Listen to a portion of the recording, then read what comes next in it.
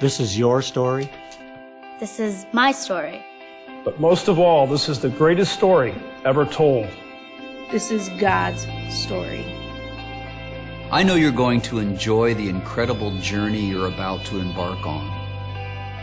The story is brimming over with tales of mystery, intrigue, adventure, of love, heartbreak, and triumph, of power, of struggle, and finally, of redemption. But remember, the Bible is not 100 ancient, unrelated paintings, but a mural all knitted together to tell the story of God's great love for us and the extent to which He will go to get us back. As we go through each session of the story together, my hope and prayer is that God would refocus, recenter, remind, and rebuild our lives on what is important. That's why I'm really looking forward to spending this time with you as we explore your story, my story, and ultimately how we all fit into the greatest story ever told, God's story. Can you imagine yourself as an actor or actress in a play? You have everything you need. You have a part, you have a place to stand on the stage, you even have a costume. But what you do not have is an understanding of the story.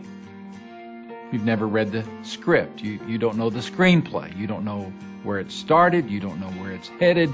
You just find yourself on the stage. Many people go through life like this. They don't know where life began. They really don't know where history is headed. Wouldn't it be great to read the script? Well, the purpose of the story is to help us understand God's script. He has written a saga, a sweeping screenplay, and we all have a part in it. What a tragedy not to know your part. As you dive into the Old Testament with my friend Randy Frazee, he's going to help you understand the upper story of God and the lower story of God. In the upper story, we'll find God's eternal plans. The lower story is what we're working out in our day-to-day lives.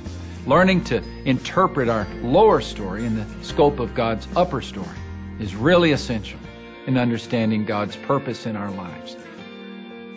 We want you to know your part in God's play, because your part is an important part in His plan, and His plan is something you don't want to miss.